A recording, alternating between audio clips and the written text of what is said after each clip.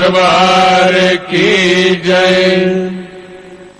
तो धर्म प्रेमी भक्तजनों, इस प्रकार मां भगवती जगजननी वैष्णो देवी जी की अपार कृपा से आज हम सब ने बड़े ही भक्ति भाव से मां भगवती के चरणों में बैठकर मां भगवती की स्तुति की, पाठ किया।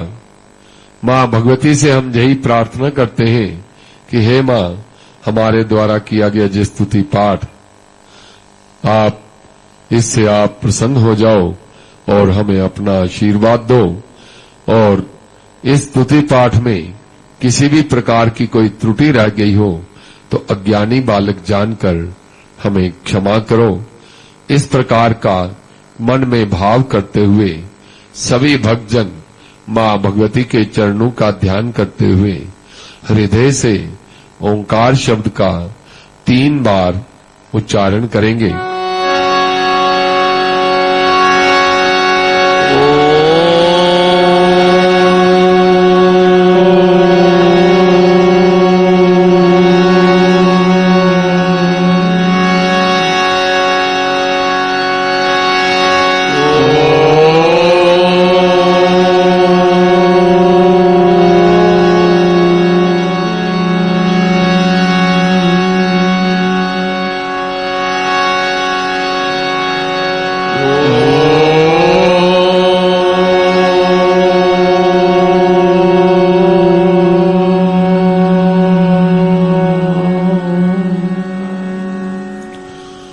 बोल सांचे दरबार की जय। तो धर्म प्रेमी भक्तजनों, इस समय मां भगवती जगजननी वैष्णो देवी जी की आरती की पवित्र वेला है। इस दिव्य गुफा के अंदर मां भगवती जगजननी 3 प्राकृतिक दिव्य पिंडियों के रूप में विराजमान है। मां भगवती की पिंडी का 5.5 फुट के लगभग आकार है और केवल शीश रूप में मां भगवती के दर्शन हमें प्राप्त होते हैं। मां भगवती के चरणों से चरण गंगा रूपी निर्मल जलधारा सदैव प्रवाहित होती रहती है, जिनके चरण जल से हम स्नान आदि करके मां भगवती के दर्शनों के लिए मां के चरणों में उपस्थित होते हैं। मां भगवती महाकाली, महालक्ष्मी, महासरस्वती अपने नाम एवं गुणानुसार आए हुए शरणागत भक्तजनों को 3 प्रकार के आशीर्वाद देती हैं। महाकाली हमें शक्ति देती है, महालक्ष्मी हमें धन धान्य से परिपूर्ण करती है और मां सरस्वती हमें सद्बुद्धि और सद्ज्ञान देती है। इन तीनों का ही हमारे जीवन में विशेष महत्व है और इनके बिना हमारा जीवन शून्य है, क्योंकि वे परम शक्ति जो इस सृष्टि के कण कण में व्याप्त है और जड़ चेतन जितने भी जीव हैं, जितनी भी सृष्टि हमें दिखाई दे रही है, सभी उसी के द्वारा संचालित होती है और सारी सृष्टि उसी के द्वारा कर्म करने में समर्थ होती है। इसलिए हमें उस शक्ति का सदैव सदुपयोग करना चाहिए। अपनी शक्ति के द्वारा, अपने शरीर के द्वारा हमें सत्कर्म करने चाहिए, दूसरों की सेवा सहायता करनी चाहिए और वाणी के द्वारा सबका आदर सम्मान करना चाहिए। सबके साथ मधुर व्यवहार करते हुए हमें जीवन यापन करना चाहिए।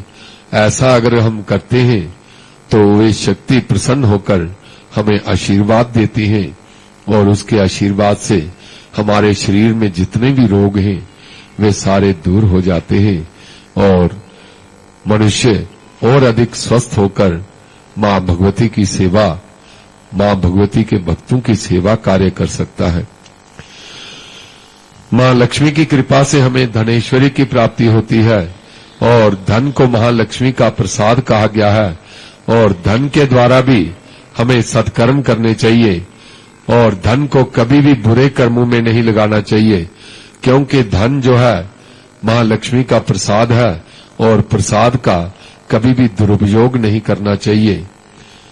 प्रसाद रूपी धन के द्वारा यदि हम सत्कर्म करते हुए उसका दान पुण्य करते हैं, यज्ञ आदि करते हैं, धन के द्वारा तीर्थ यात्राएं करते हैं और धन के द्वारा हम अपने परिवार का पालन पोषण करते हैं, समाज के कल्याण के लिए उस धन का हम सदुपयोग करते हैं, तो वे धन हमारा कल्याण करता है और मां लक्ष्मी प्रसन्न होकर हमें आशीर्वाद देती हैं।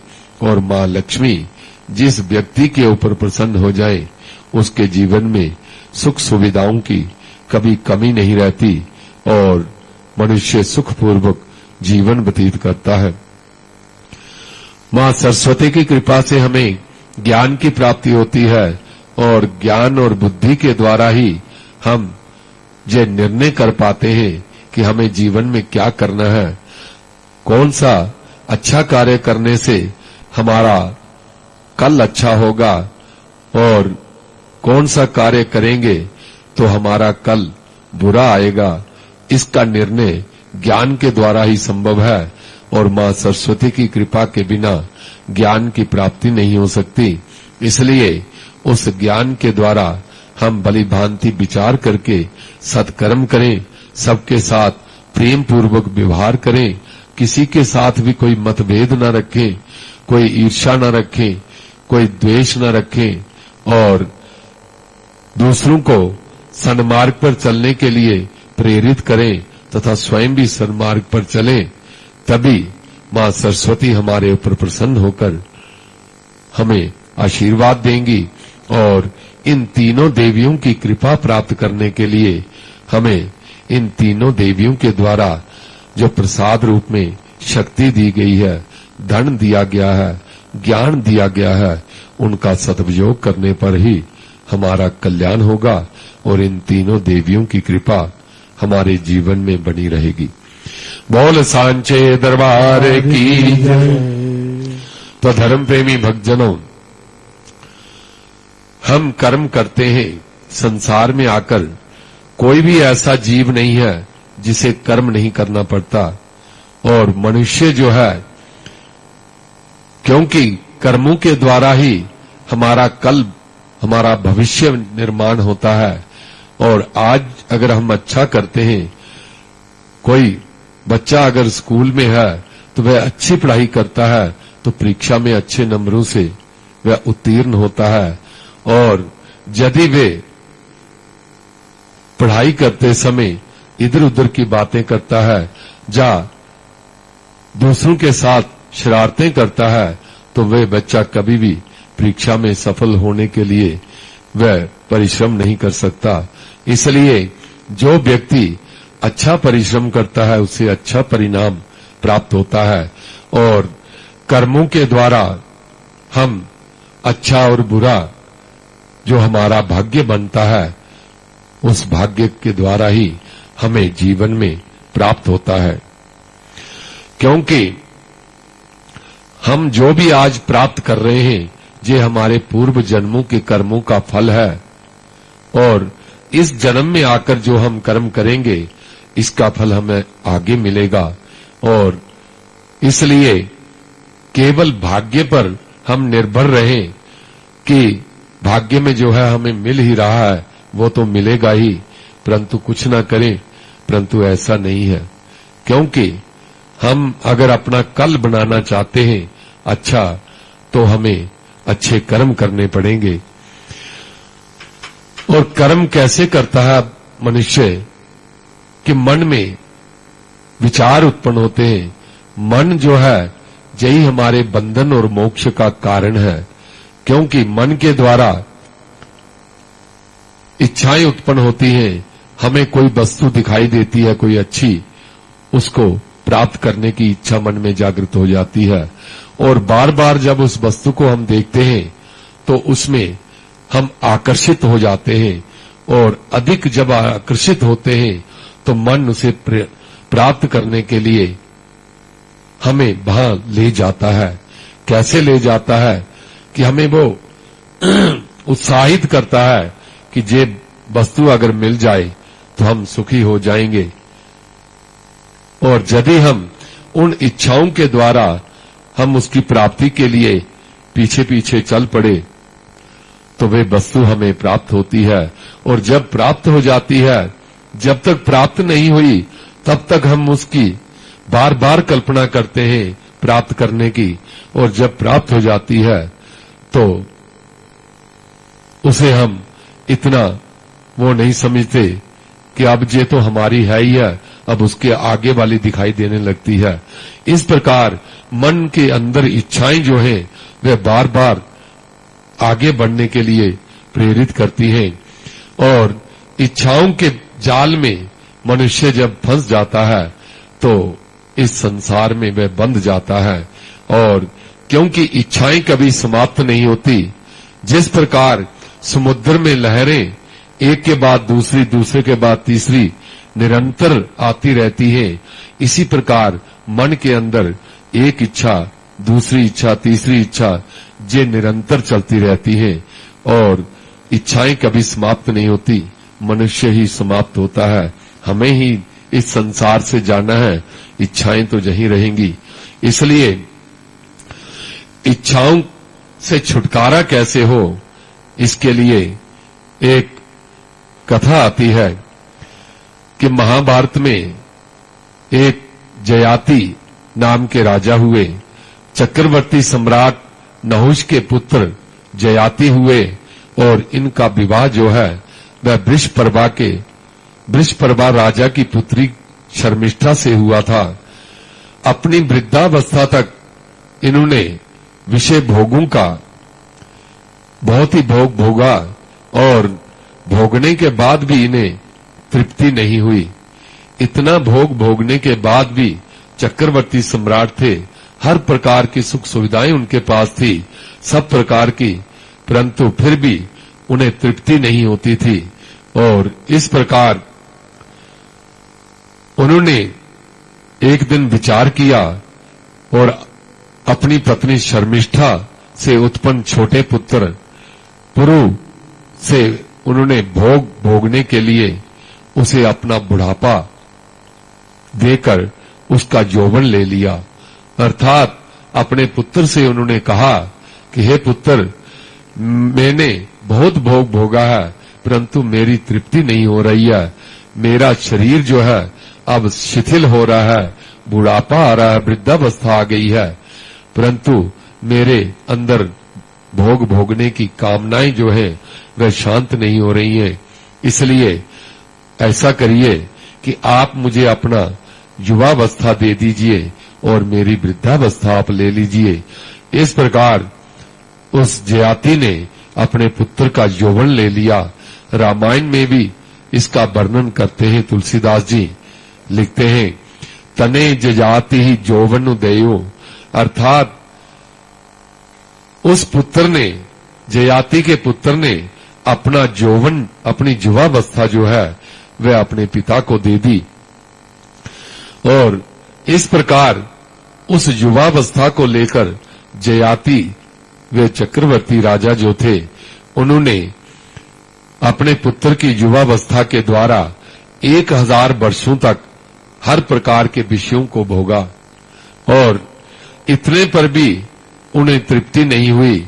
तब उन्होंने अपने पुत्र पुरु से कहा कि हे वत्स, हे पुत्र, मैंने तुम्हारी युवावस्था लेकर अपनी इच्छा के अनुसार अनेक प्रकार के दीर्घ काल तक विषय भोगों का सेवन किया है, और किंतु मुझे फिर भी तृप्ति नहीं हुई है।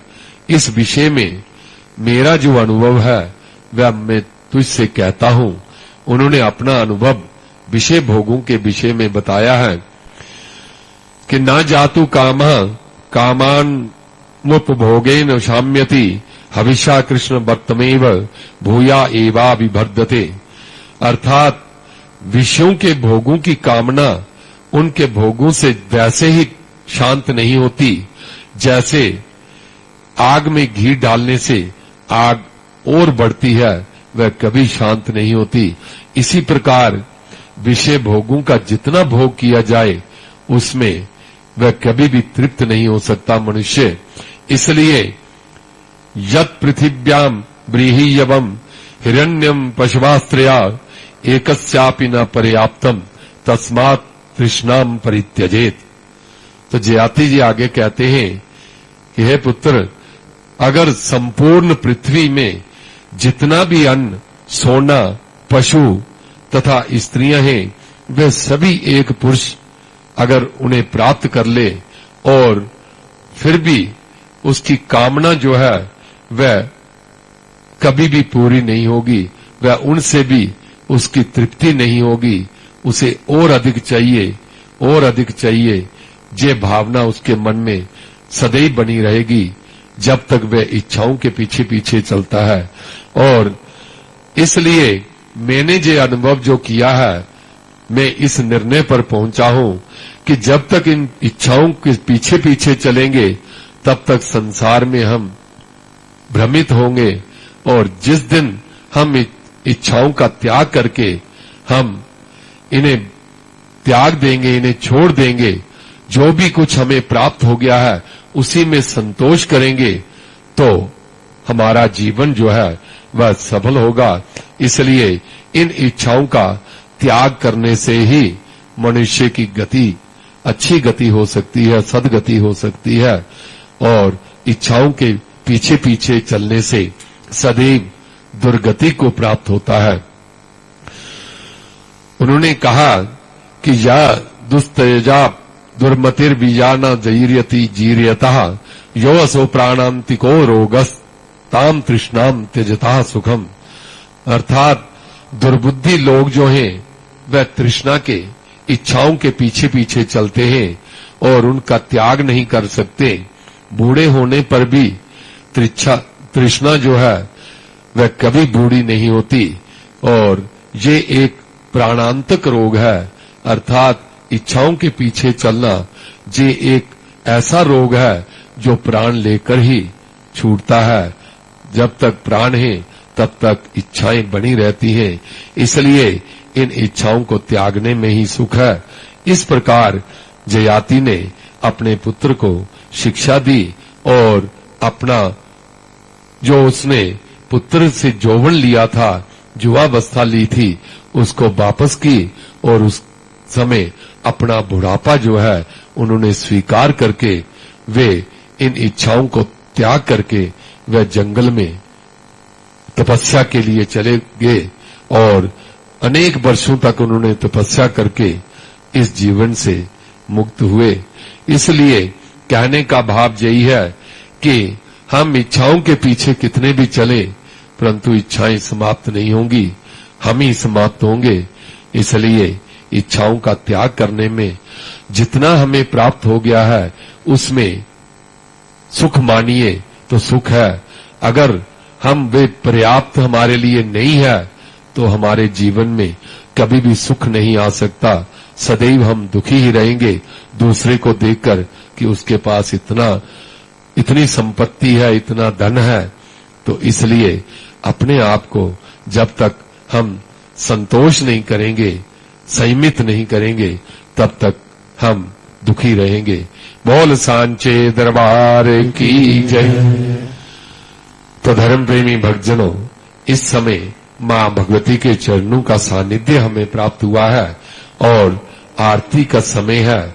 ऐसा समय और मां भगवती के चरणों का स्थान जीवन में बार बार प्राप्त नहीं होता, और इस समय आरती के समय जो भी मां भगवती के चरणों में बैठकर मां भगवती का भजन किया जाए, स्तुति की जाए, उससे हमारा कल्याण होगा और कई जन्मों के पाप जो हैं वे शांत हो जाते हैं, दूर हो जाते हैं। तो मां भगवती के चरणों में हम भजनों के द्वारा मां की स्तुति करेंगे। तो मैं सर्वप्रथम निवेदन कर रहा हूं श्री सुरेश जी से, वह अपना एक भजन मां के